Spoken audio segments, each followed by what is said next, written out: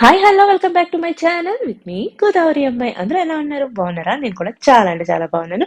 చాలా హ్యాపీగా కూడా ఉన్నాను. ఆ హ్యాపీనెస్ కి రీజన్ ఏంటి, దాని వెనకాల ఉన్న స్ట్రగుల్ స్టోరీ ఏంటి అన్నది ఈ వీడియో అన్నమాట. వీడియో ఎంత దాకా చూసేయండి. ఇంకెందుకు ఆలస్యం, వీడియోలోకి ఎంటర్ అయిపోతామా?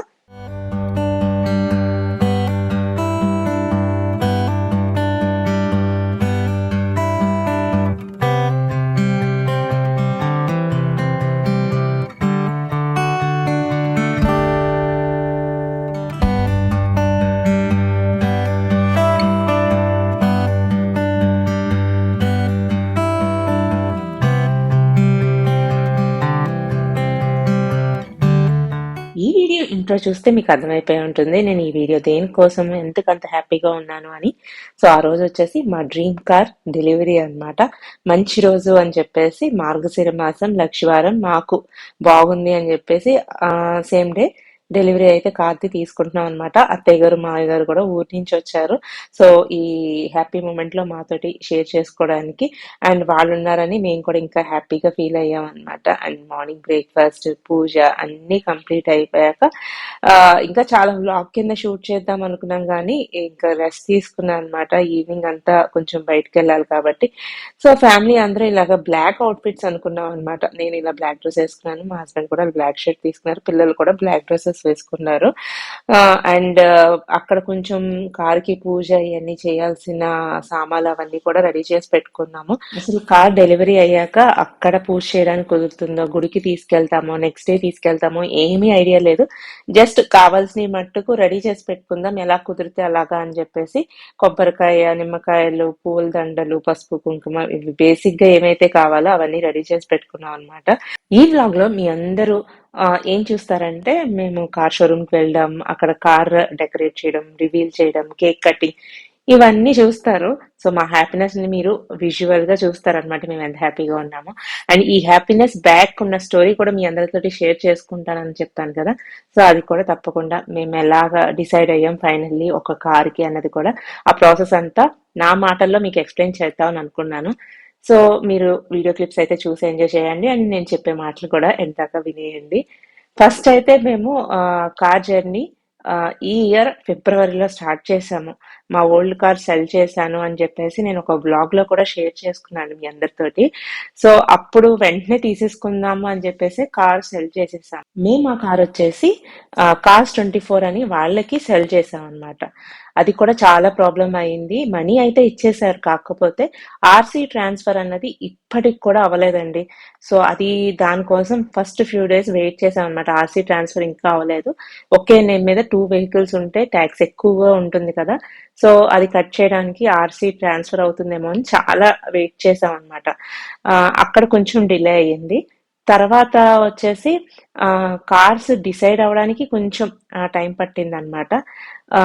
మనకి మన బడ్జెట్ లో ఏ వేరియంట్స్ ఉన్నాయి, ఏ బ్రాండ్స్ ఉన్నాయి. ఫస్ట్ కార్ మేము చూసింది టాటా హ్యారియర్ అన్నమాట. మాకు బాగా నచ్చింది.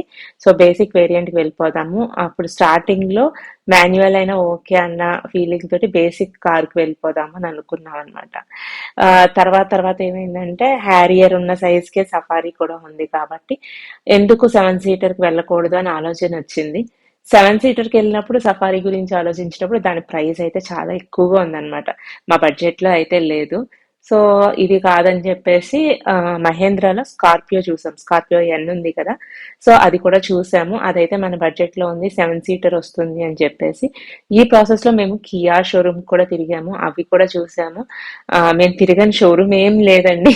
అన్ని షోరూమ్స్ తిరిగాము, అన్ని బ్రాండ్స్ కార్స్ ని ట్రై చేసాము. ఇప్పటికి కూడా ఐ కాంట్ బిలీవ్ అండి, మేము ఆల్మోస్ట్ ఈ టైం పీరియడ్ లో 4 డిఫరెంట్ కార్స్ కి అడ్వాన్స్ ఇచ్చి రిటర్న్ కూడా తీసుకున్నాం. ఫస్ట్ కార్ వచ్చేసి హోండా ఎలివేట్ అడ్వాన్స్ ఇచ్చి కార్ కూడా రిలీజ్ అయ్యాక చూసాక వాపస్ తీసుకున్నాము.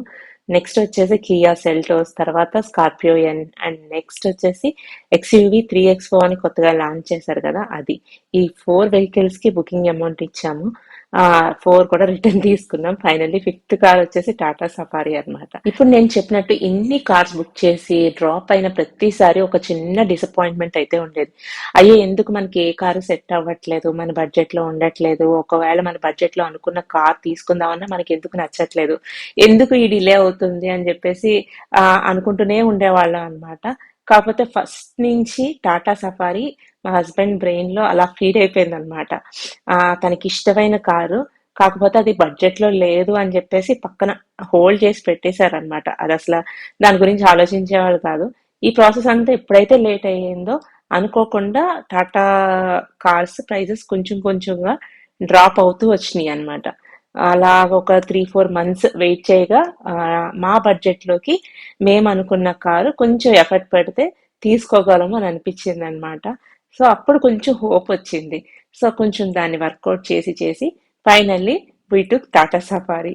సో మా హస్బెండ్ హ్యాపీ.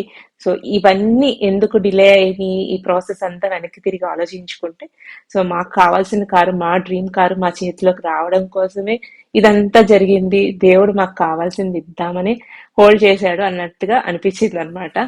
So happy. ఈ ప్రాసెస్ అంతా యాక్చువల్ గా నేను వీడియో క్లిప్స్ లాగా సేవ్ చేసి పెట్టుకుందాం అనుకున్నాను అనమాట. ఏమేమి షోరూమ్స్ కి వెళ్ళాము, ఏమేం కార్స్ చూసాము, మా ఎక్స్పీరియన్స్ ఏంటి అని. ఫస్ట్ ఒక 2-3 మంత్స్ వెళ్ళిన షోరూమ్స్ అన్ని కూడా క్యాప్చర్ చేశాను. తర్వాత డిలే అవుతూ వస్తున్న కొద్దీ ఇది ఏమీ వర్కౌట్ అయ్యేలా లేదు. నా ఫోన్ లో స్టోరేజ్ పెరగడమే కానీ ఇంకా ఇదేమి కన్ఫర్మ్ అయ్యేటట్టుగా లేదు అని చెప్పేసి ఒక టైంలో ఇది డ్రాప్ అయిపోయారు అనమాట. వీడియో షూట్ చేయడం కూడా మానేశాను. షూట్ చేసిన వీడియోస్ కూడా డిలీట్ చేసి పాడేశాను అనమాట. సో వర్కౌట్ అయితే అప్పుడు చూద్దాంలే, అప్పుడు వీడియో తీసుకుందాంలే అని చెప్పేసి. అందుకే నాకు దగ్గర ఆ వీడియోస్ కానీ ఏమీ లేవు.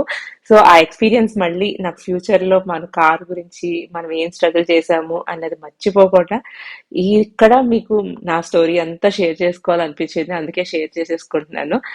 అండ్ మీలో చాలా మంది అనుకోవచ్చు ఎందుకు ఇంత స్టోరీ, ఎందుకు ఇంత ఎక్సైట్మెంట్ ఒక కార్ గురించి అని చెప్పేసి. మేము ఆల్మోస్ట్ ఎన్ని ఇయర్స్ అండి, మా మ్యారేజ్ అయ్యాక కూడా ఒక 15-16 ఇయర్స్ వితౌట్ కారే మేము ఉన్నాము. అక్కడ కార్ ఎక్కడ అవసరం రాలేదు, మేము నేర్చుకొని కూడా నేర్చుకోలేదు. ఇండియా వచ్చేటప్పుడు, సింగపూర్ నుంచి ఇండియా షిఫ్ట్ అయ్యేటప్పుడు మేము ఫ్యూ థింగ్స్ మైండ్ లో పెట్టుకుని వచ్చాం అనమాట. వెళ్ళాక ఒక ఇల్లు కొనుక్కోవాలి అండ్ కార్ డ్రైవింగ్ నేర్చుకోవాలి, కార్ కొనుక్కోవాలి. ఈ 3 టార్గెట్స్ పెట్టుకుని వచ్చాము. ఇండియా రాగానే కార్ డ్రైవింగ్ అయితే జాయిన్ అయిపోయాము, నేర్చుకున్నాము. హోండా సిటీ ఒక సెకండ్ హ్యాండ్ కార్ అన్నమాట. ఫస్ట్ టైం నేర్చుకుంటున్నాం కాబట్టి కొత్త కార్, అందులోను కరోనా టైం, ఏ కార్ బుక్ చేసినా చాలా వెయిటింగ్ పీరియడ్ ఉంటుంది. ఎందుకు అంత రిస్క్ అని చెప్పేసి సెకండ్ హ్యాండ్ కార్ లోనే అప్పటికప్పుడు తీసుకొని ఇన్ని ఇయర్స్, ఒక 2.5 to 3 years అయితే దాన్ని మేనేజ్ చేశాము. అండ్ తర్వాత ఇల్లు తీసుకున్నాము. 1.5 year 2 years కంటిన్యూస్ గా ఇంటి కోసమే మొత్తం అని సెట్ చేసుకోవడం సరిపోయింది. అండ్ ఇప్పుడు డ్రైవింగ్ కూడా కాన్ఫిడెంట్ గా ఉండి అండ్ ఇల్లు కూడా సెట్ అయిపోయింది కాబట్టి కార్ గురించి కాన్సన్ట్రేట్ చేసాం అనమాట. ఇప్పుడు ఫైనల్ గా 3 goals కూడా రీచ్ అయిపోయాము. ఇంకా నెక్స్ట్ పెద్దగా ఏం కోరికలు లేవండి. పిల్లలు మంచిగా చదువుకొని బాగా సెటిల్ అవ్వాలి, నా యూట్యూబ్ మంచిగా గ్రో అవ్వాలి. ఇంకా అంతకన్నా పెద్ద పెద్ద ఆలోచనలు అయితే ఏముండవు. అండ్ ఈ వీడియో పోస్ట్ చేశాక చాలా మంది చాలా రకాలుగా కామెంట్స్ చేస్తారు. ఎక్కువ మంది నా friends, family members, well wishers వీళ్ళందరూ మంచిగా కంగ్రాచులేట్ చేస్తారు, హ్యాపీగా ఫీల్ అవుతారు. నేను ఎప్పుడు ఏది షేర్ చేసుకున్నా వాళ్ళు అంతే హ్యాపీగా రిసీవ్ చేసుకుంటారు, నాకు మంచిగా ఫీడ్బ్యాక్ ఇస్తూ ఉంటారు. కానీ కొంతమంది ఉంటారండి, ఈవెన్ మన ఛానల్ సబ్స్క్రైబ్ కూడా చేసుకోరు. అలాంటి వాళ్ళు వచ్చి ఫ్రీగా మనకి నాలెడ్జ్ పంచుతూ ఉంటారన్నమాట. ఏంటంటే ఉచిత సలహాలు అంటారు కదా. సో ఎందుకండి మీరు అంత ఖర్చు పెడతారు, ఎందుకంటే మీరు అంత తిరుగుతారు, ఎందుకండి అన్ని కొనుక్కుంటారు అని చెప్పేసి మనకి లేని బాధ వాళ్ళకి ఎందుకో నాకు అర్థం కాదు. ఎందుకు ఆ కామెంట్స్ తెలియదు. అంత కన్సర్న్ ఉంటే ఒకసారి సబ్స్క్రైబ్ చేసుకోండి, మిగతా వీడియోస్ కూడా చూడండి. అన్ని ఇవే వీడియోస్ ఉండవు, చాలా ఇన్ఫర్మేటివ్ వీడియోస్ ఉంటాయి. అలాగని అన్ని ఇన్ఫర్మేటివ్ వీడియోస్ పెట్టినా కొంతమందికి బోర్ కొడుతుంది. అవి అందరికీ యూజ్ అవ్వాలని లేదు కదా. అందరూ నా లైఫ్ స్టైల్, నా వ్లాగ్స్ చూడాలని కూడా ఇంట్రెస్ట్ గా చాలా మంది మన ఛానల్ ని ఫాలో అవుతూ ఉంటారు. వాళ్ళని కూడా హ్యాపీ చేయాలి కదా. సో ఇలా నా హ్యాపీనెస్ ని మీ అందరితో షేర్ చేసుకుంటూనే కదా నాకు హ్యాపీగా అనిపిస్తుంది. చాలా మాట్లాడేశాను కదండి, ఎక్కడో మొదలు పెట్టాను, ఎక్కడికో వెళ్ళాను. సో సారీ బోర్ కొట్టించుంటే. కాకపోతే ఈ జర్నీ అంతా కూడా మీ అందరితో షేర్ చేసుకున్నాను అనుకోండి. సో సేమ్ ఆ ఫేజ్ లో ఉన్న వాళ్ళకి కొంచెం ఏదైనా యూజ్ అవుతుంది కదా, అందుకే అన్నమాట. And finally our black beauty is reveal, black safari dark edition అన్నమాట. తీసుకుంటే బ్లాక్ కలర్ కారే తీసుకోవాలి, లేదంటే రెడ్ అనుకున్నాము. రెడ్ ఈ సఫారీలో లేదనమాట, బ్లాక్ ఆప్షన్ ఇంకా. అందుకనే డార్క్ ఎడిషన్ కి అయితే వెళ్ళాము. చూడడానికి చాలా అంటే చాలా బాగుంది. కంఫర్ట్ కూడా బాగుంది. అండ్ ఇంకా ఈ కార్ని ఇంకా ఎక్స్‌ప్లోర్ చేయాలన్నమాట. ఎక్కువగా డిస్టెన్స్ అయితే వెళ్ళలేదు. అండ్ డిసెంబర్, జనవరి ఇంకా కొన్ని కొన్ని ట్రిప్స్ ఉంటాయి గదా! ఆ ట్రిప్స్ అన్నిట్లికి కూడా యూజ్ అవుతుందని ఫైనల్‌గా తీసేసుకున్నాము. చూడాలి ఇప్పుడు ఫర్దర్ అడ్వెంచర్స్ అన్నీ మా ఈ సఫారీలోనే. అండ్ ఫస్ట్ వచ్చేసి గుడికి వెళ్ళాలి కదా!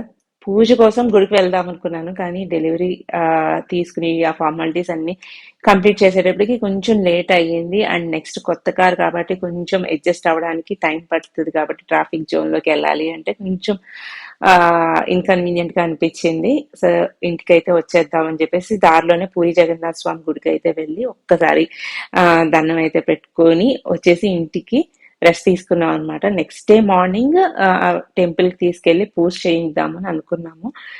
యాక్చువల్‌గా డెలివరీ తీసుకున్న టైంలోనే కొబ్బరికాయ అవి కొట్టి అవన్నీ చేసేసాము. కాకపోతే గుడికి తీసుకెళ్ళి అక్కడ పంతులు పూజ చేస్తే ఆ సాటిస్ఫాక్షన్ వేరు కదా! సో, మాకు తెలిసిందేంటంటే హైదరాబాద్‌లో, సికింద్రాబాద్‌లో ఉన్న తాడ్బండ్ టెంపుల్‌లో పూజలు ఇలా వాహన పూజలయ్యి బాగా చేస్తారు అని జెప్పేసి ఎప్పుడు మేమైతే ఎళ్ళలేదు. ఆంజనేయ స్వామి గుడంట. సో, ఫస్ట్ టైమ్ వెళ్ళాము. గుడైతే చాలా ప్లెజెంట్‌గా, విశాలంగా ఉంది. కానీ అక్కడి దాకా వెళ్ళాలి అంటే మటుకు 1 ½ అవర్ పట్టిందనమాట. ఎప్పుడో గానీ అవకాశం రాదు కాబట్టి వెళ్ళాము.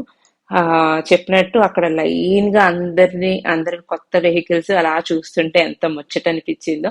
ఎవరెవరు ఏ కార్ కొనుక్కున్నారు, ఏ బైక్ కొనుక్కున్నారు, ఇప్పుడు ఏది బాగా రన్నింగ్‌లో ఉంది అని చెప్పి ఎక్సైట్‌మెంట్ ఉంటది గదా! అలా చూస్తూ ఉన్నామనమాట అన్ని కార్లు. అప్పుడు ఇంకో బోనస్ హ్యాపీనెస్ ఏంటంటే వన్ ఆఫ్ అవర్ ఫాలోవర్ కలిసారు. దగ్గరకొచ్చి నన్ను గుర్తుపట్టి మాట్లాడారనమాట. I felt so happy. తను కనుక ఈ వీడియో చూస్తే థ్యాంక్ యూ సో మచ్ అండి. ఫస్ట్ అయితే కార్ పెట్టేసి దర్శనానికి అయితే వెళ్ళొచ్చేసాక వాహన పూజ అయితే చేసుకున్నాం అనమాట.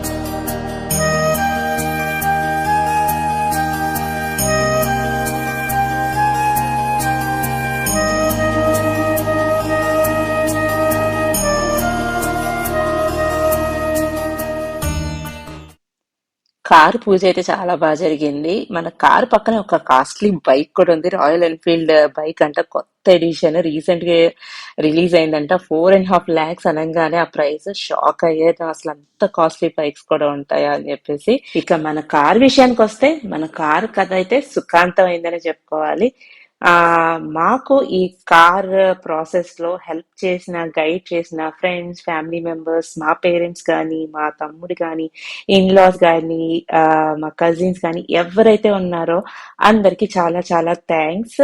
అండ్ ఈ వ్లాగ్‌ని ఇక్కడితోటి ఎండ్ చేసేస్తున్నాను. ఇంకా నెక్స్ట్ డే కూడా కార్‌కి కొంచెం ఫోటో షూట్ చేయాల్సి వస్తే బయటికి తీసుకెళ్ళి షూట్ చేసి ఇన్‌స్టాలో కూడా రీల్ పోస్ట్ చేశాను. అండ్ సేమ్ రీల్ యూట్యూబ్‌లో కూడా పోస్ట్ చేస్తాను. చూడండి. చాలా బాగా వచ్చింది. చాలా కష్టపడి ఎడిట్ చేశాను. ఈ వీడియో కనుక మీకు నచ్చితే don't forget to like, share and subscribe to our channel with me Godavari అమ్మాయి. See you all in the next video. Bye.